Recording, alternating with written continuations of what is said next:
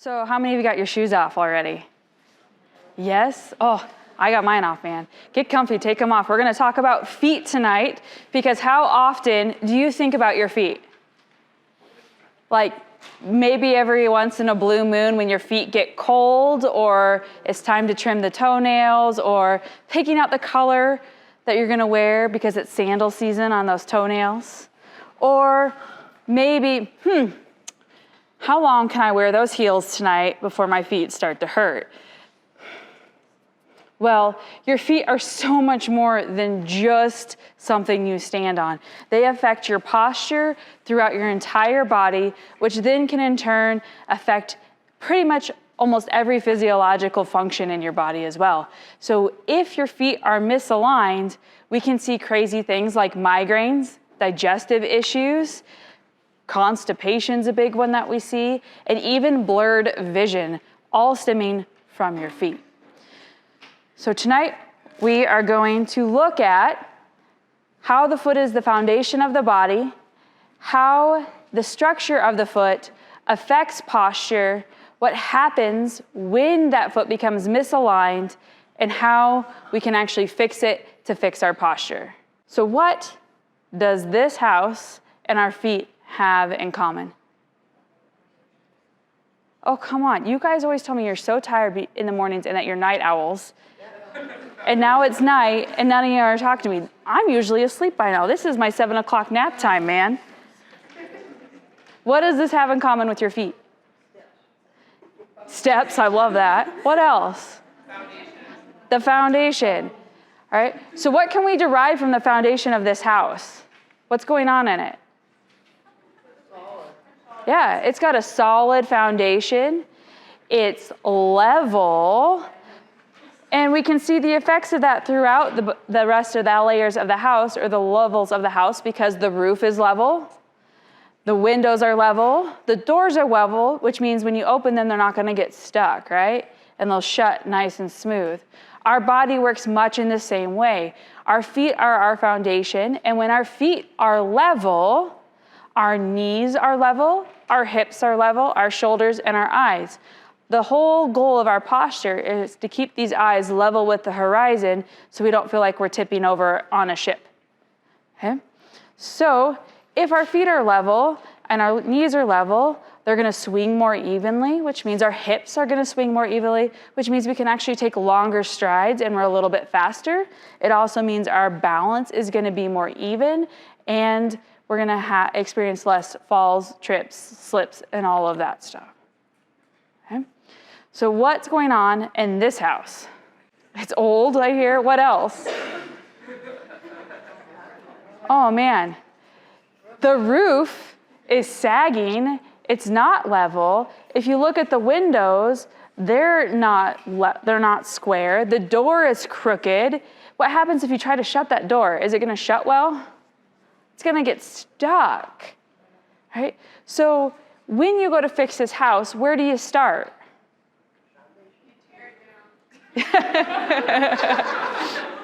But what if it's got beautiful moldings, man? All right, so most people think if the roof is off, you gotta fix the roof.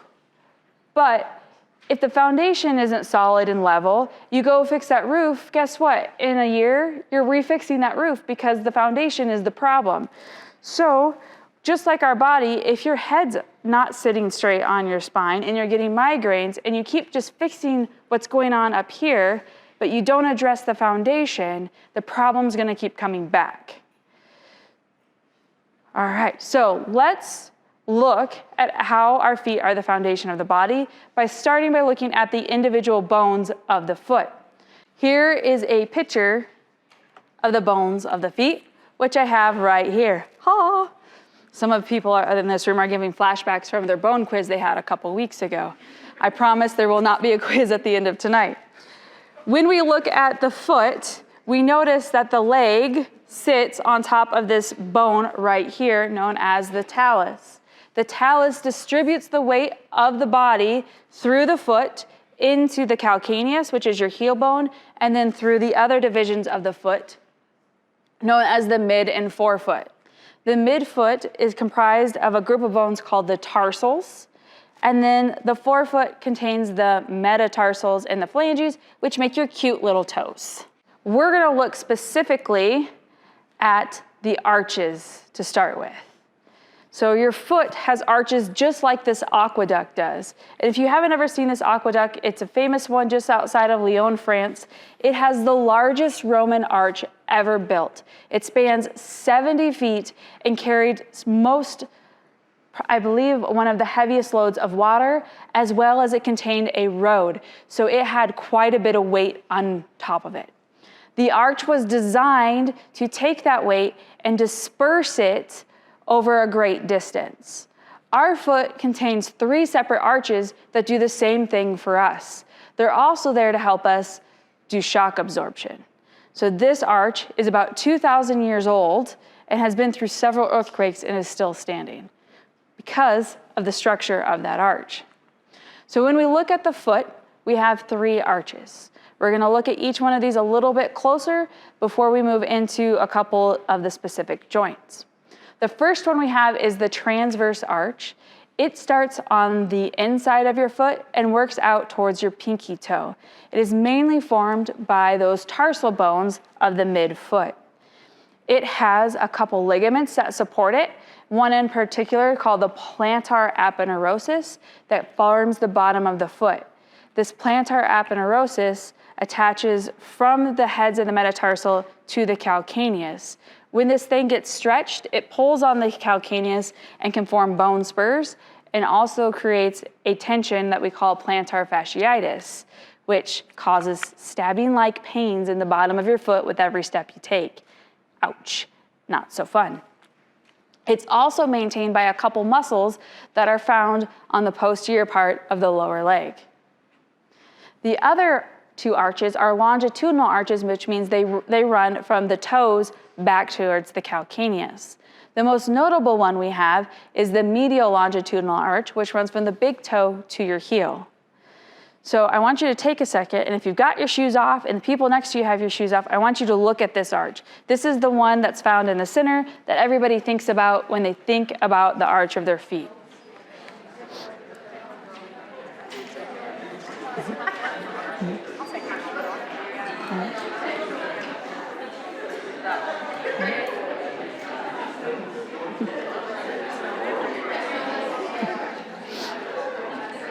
So what you might notice is that your arch might look a little different from the person sitting next to you. Some of you might have a higher arch, some might have no arch at all. These are differences in the structure of our foot because of how we bear our weight through our feet. The next and the final arch we have is the lateral longitudinal arch. This goes from that cute little pinky toe all the way back to the heel. It is also supported by some muscles of the lower leg, and this is the main one that helps us balance during standing. Now, interestingly enough, just like our arches back here from Roman times, if one of these bottom arches were to fall, what happens to our aqueduct? It collapses. So in our arch of our feet, if one of these guys collapses, they all fall. They work together as a team like a tripod does, and if you lose one leg of the tripod, we lose all balance in that structure. The next part we're gonna look at of the foot are the 2 joints that are the most indicative or most structurally impact the structure of the foot. The first one we have is the tibio-talar joint. It is most commonly referred to as the ankle joint. It's what lets you point your toes and bring your toes up and down. Ooh. Okay. It's formed by the talus, the tibia, which is your shin bone, and then your lateral shin bone, which is known as your fibula. Below that, below the talus, where it contacts the calcaneus, we have the subtalar joint. This is a plane joint, which means the bones slide on top of each other, and the only movement we have is side to side in this joint. This is gonna help us know what's going on in the tibio-talar joint if we know which way that calcaneus is moving. When that calcaneus moves out of its natural neutral position, we see body misalignments as compensation in order to keep your eyes level with the horizon. These compensations can lead to postural alterations, inability of the spine, balance disorders, as well as other structural abnormalities like scoliosis. So most people think scoliosis is pretty much a genetic disorder that we get and develops right around the age of puberty due to rapid growth. Well, what also is growing during rapid growth during puberty?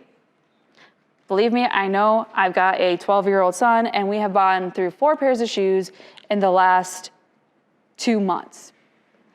The foot grows rapidly as well. So when that occurs, we lose some integrity in these foot bones and those arches, which causes these postural alterations, which we now know as scoliosis. When we look at normal body posture, and we're looking at the person from the side, what we should see is that their ear is directly aligned with their shoulder, which directly aligns up with their hip. So that big bump that you feel out here on your hip, it's called your greater trochanter. We want to line those 3 up. And then with the bump on the outside of your ankle, which is known as your lateral malleolus. All 3 of these should line. This means our center of gravity is where it should be at. When we move the tibio-talar joint and the subtalar joint, we get postural alterations. The first one we're going to look at is when we have pressure on the talus that causes the talus to move medially, which means towards the big toe. That's going to force the calcaneus to move in the opposite direction, and so it will move laterally or towards the pinky toe. This is going to give the appearance of a dropped or fallen or a flat foot. All right? When we look at this from behind, we're going to notice that the Achilles tendon is going to bow towards each other. So if you've got your shoes off, I'm gonna have you stand up and look at your neighbor's foot and see if you can see any of that bowstring and if they bow towards each other.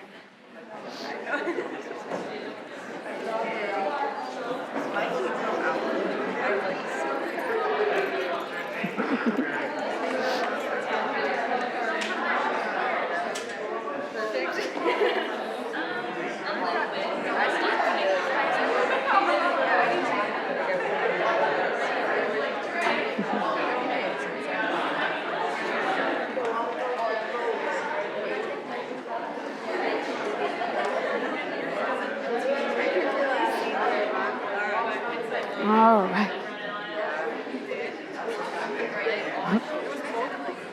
When that talus moves medially and the calcaneus moves laterally and we have the flat foot, we're going to see that talus going to rotate internally, meaning that it's going to move and turn and twist on top of that internally. That's going to cause the tibial tuberosity and the high points of the knee to line up with the high points of the femur. So the number 1 sign of flat foot is actually going to be knee pain. Specifically, mostly lateral knee pain because it drives this fibula bone up into the knee joint. When that occurs, we'll also see the femur, which is the big bone of the thigh, internally rotate as well. This is going to put pressure on the posterior aspect of the hip joint and cause our hip to tilt anteriorly. You've seen these people walking around. They go like this. They stick their booty out. This causes the lumbar spine to have an accentuated curve, which we call a lordosis. Okay. This lordosis leads the thoracic spine then to enter into a state of extreme kyphosis, which means that it has an increased curve. The increased curve in thoracic spine, in order to keep your balance, causes you to bring your head forward and your chin up. Okay. This often leads to suboccipital migraines, which means that you have headaches that start at the base of your skull. You can go in and you can massage those little muscles all you want, but until you fix those feet to get that pelvis in a neutral posture and lower out that curve, you're still going to have that anterior head tilt and that chin lift, causing that problem. Okay? So what happens if we have that anterior head carriage? Well, we actually see an increase in falls because the person ends up leaning forward, which brings our forward, or center of gravity forward. So we see lots of forward falls on this one. Now, what happens if that little talus bone goes the opposite direction and goes laterally? It brings that heel or the calcaneus medially and causes you to have a really high arch. This brings its own set of issues because when we have that higher arch, it actually locks out the bones of the feet and makes the foot much more stiff and less able to absorb shock. So these people often are the ones that end up with shin splints or foot fractures from wearing and walking too much. Okay? When we look at these people from behind and we're looking at their Achilles tendon, the Achilles tendons will bow outwards, away from each other. So why don't you take a quick second and look and see if you see any of these on people.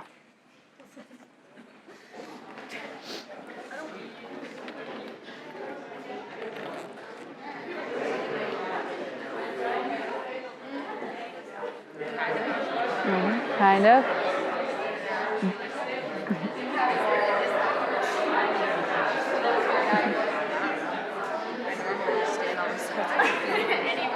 A person that walks, that has a high arch and a supination of the foot where the talus moves laterally will tend to walk on the outside of their feet and will have most of their calluses along where that longitudinal arch should be. Okay. There we go, there's another picture of it for you. This is gonna cause the tibia to externally rotate or rotate out, which causes our femur to externally rotate and our pelvis to rotate posteriorly.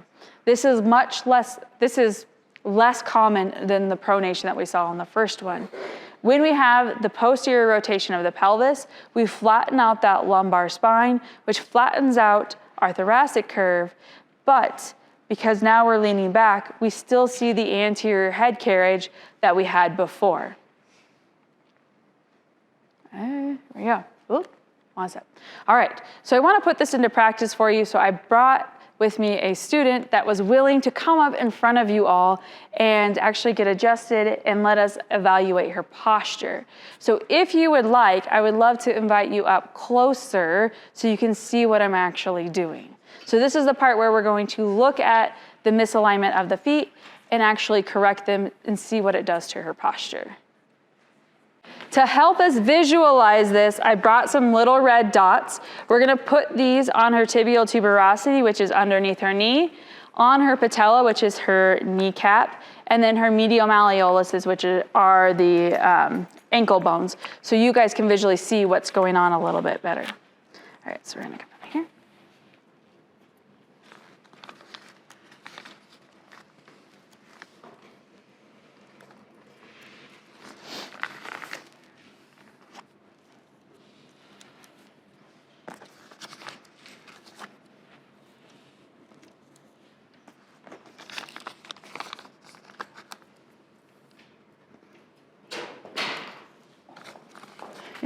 Uh-oh. All right. Gwen, can you turn that way so they can see what's going on? So when we're looking at Gwen, we can see, Quinn, I just called you Gwen, Quinn, that she doesn't have much of an arch of her foot. So she's probably experiencing a little bit of knee pain. I have no idea, we haven't talked about what's going on, you just volunteered. Yeah. But as you can see, these two dots are sitting pretty much on top of each other. So her tibial tuberosity and her patella. That bottom dot, that is the tibial tuberosity, should be found on the lateral third of that patella. So Gwen, I'm gonna have you go ahead and lay down here for me. Face down, face down. Hopefully our dots don't fall off. When Quinn lays face down, I'm just gonna put my hands on the bottom of her ankle bones and check to see the difference in her leg length.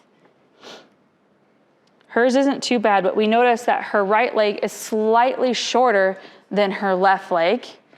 And we're gonna bring this foot up and we're just gonna bend her toes against her heel, and we notice there's not much movement in here.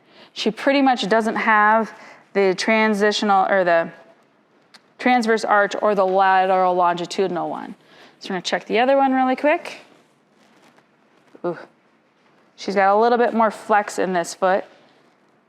Good. And you can see that she has a little bit more of a well-defined arch on this one as well. So I'm going to use one of my favorite little tools here. It's called an arthrostim. It uses speed instead of force, and it allows me to be way more precise with my adjustments than if I'm just pounding on her feet. So I'm going to start on that talus bone because that's the one that is kind of the keystone bone. So we're going to go on the top of her foot, and I'm just feeling that talus to see where it's out, and it's mainly on that medial side. So I'm going to take the arthrostim and just place it on the medial aspect and give that talus a few taps. Then we're going to go in and we're going to check the heel to see how it's moving. And we're going to bring it down and in on the outside. Good. Check the cuneiforms, or those tarsal bones.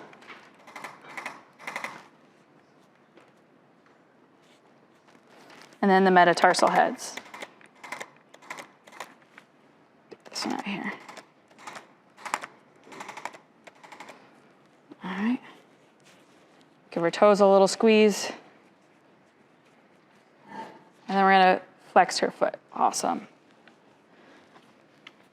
Then we're going to go back and we're going to check her leg length to make sure it is doing much better. Awesome. Sweet. Much level, but not quite perfect. So now we're going to come up to her pelvis, and we're just going to put a little pressure to see what's going on here. And I'm going to use these little pelvic blocks to help level out her pelvis. So we're going to make it over-exaggerate what's going on. Her right foot here, where we saw that drop, has rotated quite a bit forward. So we're going to bring this underneath her pelvis on this side. I'm just going to have you just rotate here. Come on down. And then her other side has gone the opposite direction and gone posterior. So we're going to bring this towards down here. Come on down. Good. I'm going to go back and check to make sure her legs are still level. Awesome. And then we're going to bring the arthrostim up. Start on this side.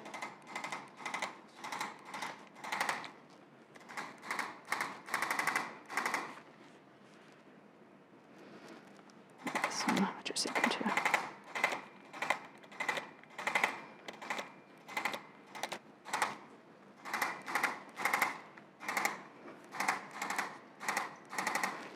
Okay.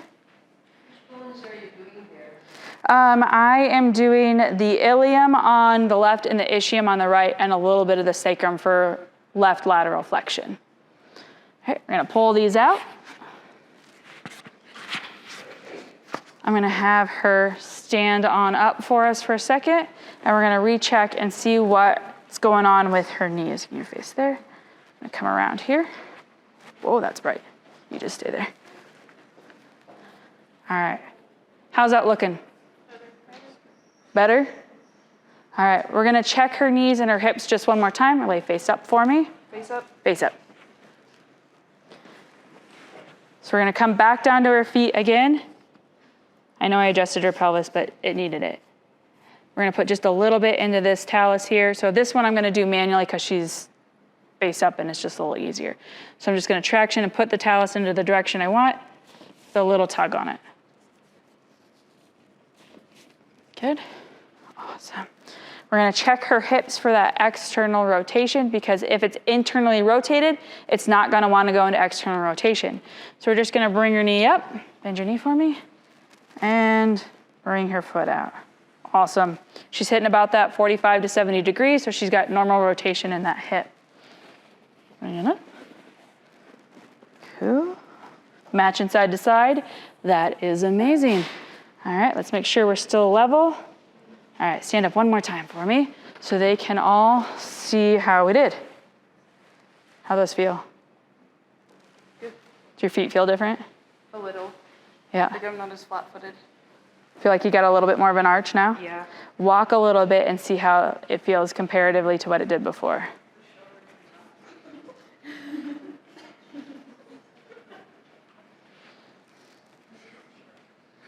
Oh, we lost a dot. Now when we look at her knees, we can see that that tibial tuberosity, we lost it on that side, has now moved out to that lateral third of the patella.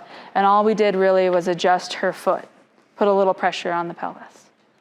All right. When we look at our foot, we have learned that the foot is the foundation of our posture, and by altering the position of our foot bones, that we can actually alter and adjust our posture.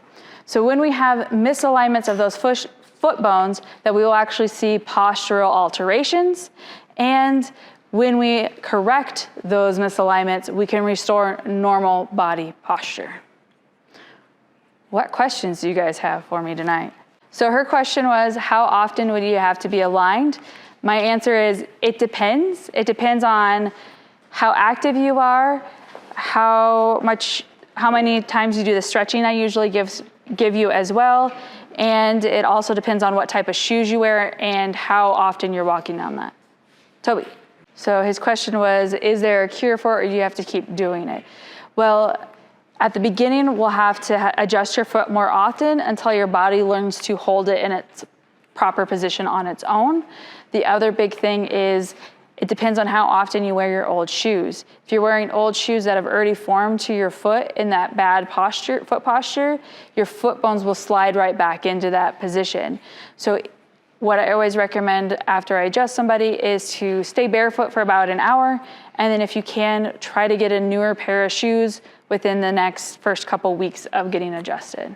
It depends on what's going on. If you're in the pronation where you have no arch, I highly recommend a Saucony's running shoe. They have built-in support that keeps you from rotating and doing that internal or dropping that medial longitudinal arch. I saw another hand. Creighton? Again, my answer, so her question was, is it better to have the shoes that mimic barefoot or to have the thick foam? It depends on what activity you're doing. If you're just walking around the house or just doing daily walking, as close to barefoot for a majority of the day as you can be, the better, because that's gonna strengthen those muscles in that foot and help you hold that proper alignment. If you're doing something that's high impact, like running or a sport, I would recommend something that has some cushioning and support. My answer again is, it depends. It depends. When you broke your foot, did you compress the calcaneus itself? It broke. It broke, yes. It's been a while, so I don't know if we could get it to completely go away, but it's something that we could definitely look at. It depends on how your body is putting the weight through that calcaneus after the fracture, whether or not it healed in its normal, natural shape, or if it has some misalignment to it. Because when you have a fracture, if it's not completely aligned when it heals, it will alter the mechanics of that bone. And so it depends on whether the mechanics are completely altered or not. Without an x-ray, it'd be hard to say whether or not what it looks like. So his question is, what impact does the knee have on the foot? Well, typically we see that the foot impacts the knee more than the knee impacting the foot. The knee itself, if we have an overdeveloped muscle on one side and we sit there and we're fixing the foot without fixing that muscle imbalance, we're gonna see that keep developing because that muscle will actually pull the bone out of place as well. So it will kind of work in the opposite direction, but it's figuring out which came first, the chicken or the egg, that caused that muscle to overdevelop. So if you have, the most common overdevelopment is our lateral thigh muscle. And if you overdevelop that, we're gonna laterally rotate that foot, which is gonna give us a higher arch, which can cause that problem of locking out the foot and having a stiff foot. It can also cause that lateral knee pain. So we adjust the foot, we adjust the knee, and then we're gonna work on balancing out those quads to make sure that the medial side is just as strong as the lateral side, and that we're not overdeveloping the quads and forgetting the hamstrings in the back.